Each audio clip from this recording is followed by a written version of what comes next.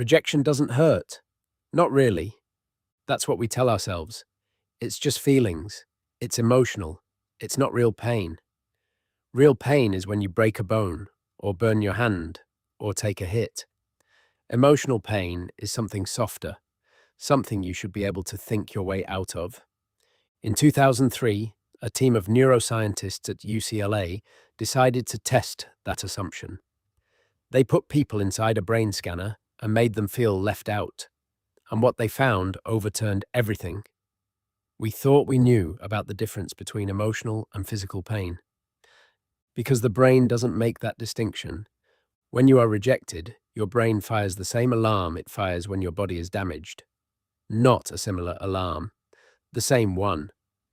And if you want proof of just how literally true that is, consider this. In 2010, researchers at the University of Michigan took a group of volunteers and gave half of them paracetamol, a regular, over-the-counter painkiller, and half of them a placebo. Then they made both groups feel socially excluded. When they measured the emotional pain, the group taking the painkiller reported significantly less hurt. A drug designed to reduce the sensation of a headache reduced the pain of rejection. Because to your brain, they were never different things. So let's go back to where this started. Let's understand why the brain wired itself this way, and why unpicking that answer changes how you understand every relationship you've ever had. To do that, you have to understand what rejection actually meant for almost all of human history. You were not built to live alone. None of us were. For the vast majority of our evolutionary history, humans existed in small, tight bands of 30 to 50 people. Your entire survival depended on membership in that group. The group fed you, protected you, helped raise your children, kept you warm, kept you alive. A lone human on the African savannah, 200,000 years ago, was a dead human. Not eventually, not after a struggle, quickly. So exclusion from the group wasn't heartbreak, it was a death sentence. And evolution is ruthlessly efficient. If being left out of the group was as lethal as being physically injured, then the brain needed an alarm system that treated them with equal urgency. The brain had already built a perfectly good alarm for physical threats. It was fast, impossible to ignore, motivating in exactly the right way. It demanded immediate attention. It left a memory strong enough to prevent the same mistake twice. So the brain borrowed it. This is what researchers call the social pain overlap hypothesis. The neural circuitry that evolved to signal and respond to physical pain was co-opted over millions of years to handle the pain of social disconnection. Not because evolution is lazy, but because the threat was real enough to require the same level of alarm. In 2003, UCLA psychologist Naomi Eisenberger and her colleagues ran the study that puts hard numbers on this idea. They created a simple computer game called Cyberball. Participants lay inside a brain scanner, watching a screen where they believed they were playing a virtual ball-tossing game with two other participants. For the first few minutes, they were included. The ball came to them. They threw it back. Then, without warning or explanation, the other players stopped throwing to them entirely. They were just left out of a children's game in a laboratory. For about 2 minutes. Their brains lit up like they'd been punched. Specifically, the dorsal anterior cingulate cortex, the DAACC, showed increased activity. This is the same region that fires when you experience physical pain, not the region that processes the sensation of pain. Not the it burns part, but the region that processes the distress of pain. The this is wrong, this is a threat, do something part. The alarm itself. Being excluded from a virtual ball-tossing game by strangers they would never meet, for 2 minutes, triggered the same neural alarm as physical injury. And here is the part that should sit with you. These participants knew, intellectually, that the other players were just a computer program. Eisenberger ran a version of the experiment where she told participants explicitly, before they started, that the other players were automated, not real people.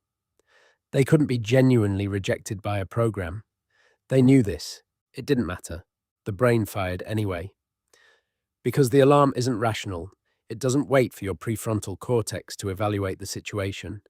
It doesn't check whether the threat is real or symbolic, modern or ancient, a screen or a savanna. It detects the pattern, exclusion, and it fires. Every time. But the neural overlap runs even deeper than the DACC. The brain's opioid system is involved too. Your body produces natural painkillers, endogenous opioids, that modulate both physical and social pain.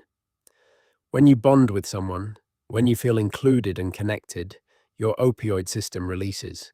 It's part of what makes closeness feel good. But when that connection is severed, the opioid system registers the loss in the same way it registers physical injury. The same chemistry that makes loneliness ache is the chemistry that makes a wound hurt. This is why the paracetamol finding works. Paracetamol acts on the opioid and pain processing systems.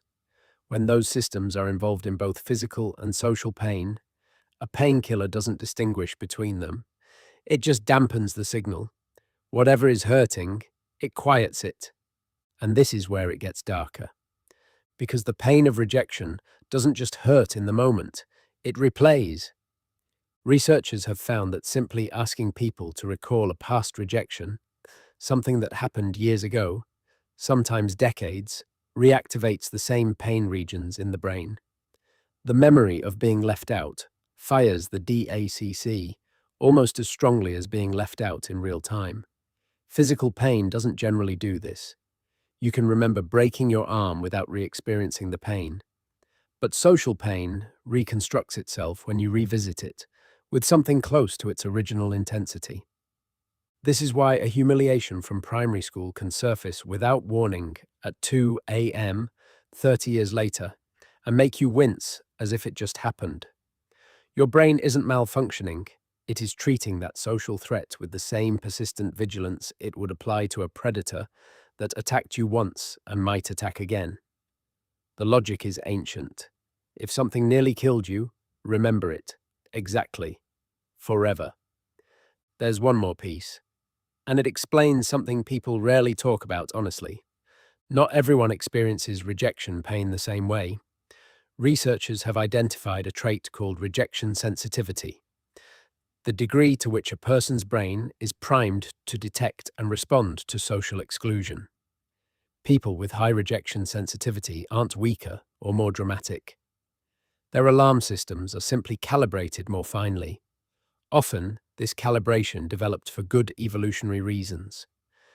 Environments in childhood, where social threat was frequent and real, where the alarm needed to be sensitive to keep them safe. The sensitivity that caused so much pain later was precision engineering at the time. But here's the thing almost nobody says. Rejection sensitivity is measurable. It shows up on brain scans. People with higher rejection sensitivity show greater DACC activation to the same social exclusion. Their alarm is louder, not because they choose it to be, but because that is how the system was tuned. And there is something even more important hiding in the research. Studies on social ostracism, being systematically excluded and ignored over time, have consistently found that it produces more psychological damage than direct bullying. Being hit is painful. Being invisible is, to the brain's alarm system, more threatening. Because direct conflict is a social interaction. Ostracism is a signal that you don't exist within the group at all, that the group has, functionally, already expelled you. The alarm doesn't know the difference between social exclusion and mortal exile, so it responds accordingly. So here is what this all means. The next time you feel the physical weight of being left out, the tightness in your chest, the hollow ache that won't shift, the way it replays at the edges of your mind, understand what you are actually feeling. It is not weakness. It is not oversensitivity. It is not something you should simply be able to reason your way out of, because it is not in the reasoning part of your brain. It is in the alarm system, the ancient, pre-rational, pre-verbal part of you that has been keeping the species alive for 200,000 years by treating social threats with the same seriousness as mortal ones.